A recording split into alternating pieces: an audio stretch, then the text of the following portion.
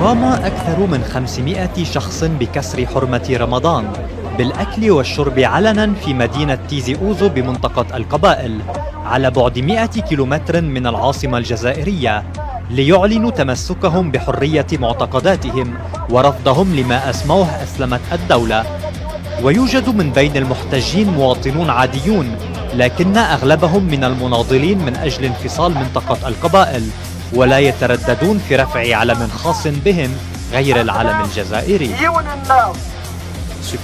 أنا مع الديمقراطية وأدعم كل الناس الموجودين هنا بهدف أن لا يفرضوا علينا النهج السلفي. وجاء الاحتجاج في تيزي أوزو إحدى أكبر مدن منطقة القبائل بعد قيام الشرطة بتفتيش مطعم مغلق في تكزريت القريبة بعد تلقيها معلومات عن شباب يفطرون في رمضان، فقامت بسحب رخصة المطعم قبل أن تعيدها لصاحبه بحسب الصحافة.